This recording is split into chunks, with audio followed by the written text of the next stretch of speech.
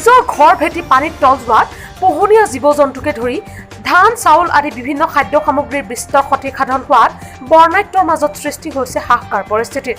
বানত সৰ্বশান্ত হৈ বান পীড়িতই আশ্ৰয় লৈছে শিবিৰত। আশ্ৰয় শিবিৰ সমূহত বানাক্ৰান্তই পোৱা নাই পৰ্যাপ্ত চৰকাৰী সাহায্য। তেনে সময়তে আগবাঢ়ি আহিছে বিভিন্ন স্বেচ্ছাসেৱী সংগঠনসমূহ। যোৱা দুদিন ধৰি কামৰূপ জিলাৰ বকো সমষ্টিৰ বিভিন্ন বানাক্ৰান্ত অঞ্চল পৰিভ্ৰমণ কৰি বৰ্ণাঢ্য সুখ দুখৰ বুজ লোৱাৰ লগতে সাহায্য সামগ্ৰী বিতৰণ অব্যাহত ৰাখিছে উত্তৰ পূৰ্বাঞ্চলৰ অন্যতম বেচৰকাৰী স্বেচ্ছাসেৱী সংস্থা ডক্টৰ আম্বেদকাৰ মিছনে। মিছনৰ সভাপতি দুলাল চন্দ্ৰ মেধিয়ে কৰ্মকৰ্তাৰ সৈতে সাহায্য সামগ্ৰী লৈ আজিও চমৰীয়া ৰাজহ চক্ৰৰ অধীনস্থ বান পীড়িত দৰিদ্ৰ লোকৰ কাষত উপস্থিত হয়।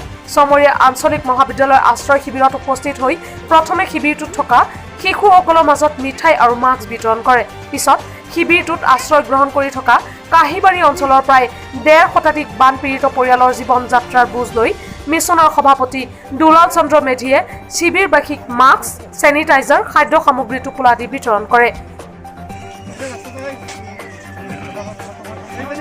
এই সাহায্য সামগ্ৰী বিতৰণ অভিযানত মিছনৰ সক্ৰিয় সদস্য কাৰ্তিক দাস, ধনজিৎ দাস, ৰাহুল দাস, হীৰামণি কলিতা আদিৰ লগতে ভাৰতীয় জনতা পাৰ্টি বকো আৰু চমৰীয়া মণ্ডলৰ কৰ্মকৰ্তাসকলে পূৰ্ণ সহযোগিতা আগবঢ়ায়। চমৰীয়া অঞ্চলত গোটেই অঞ্চলটো পানীৰ তলত পানী বুৰ গৈ আছে আৰু অসমীয়া আমাৰ ৰাইজৰ খেতি পানীৰ তলত। গতিকে এই ৰাইজৰ আহি আছে আমাৰ চমৰীয়া কলেজত। এই কলেজত এই ৰাইজক সহায় কৰিবৰ কাৰণে আমি আহিছোঁ ডক্টৰ আম্বেদকাৰ মিছনৰ ফালৰ পৰা। আম্বেদকাৰ মিছনৰ পৰা এটা ডাঙৰ টীম আমি আহিছোঁ।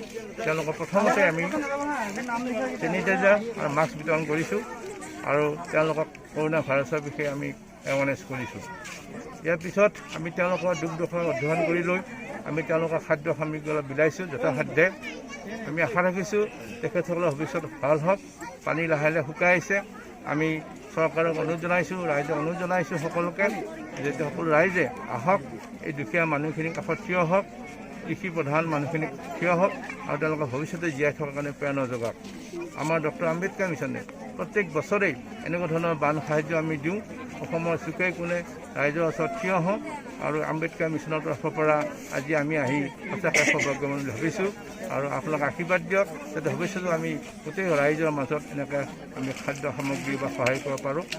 ইয়াৰ পিছত আমি আম্বেদকাৰ মিছনৰ পৰা আমি মোবাইল মেডিকেল আছে আমাৰ ডক্টৰ নাৰ্ছ ঔষধ লৈ আমি আহি আছোঁ আৰু তেওঁলোকক যথাসাধ্য আমি সহায় কৰিছোঁ।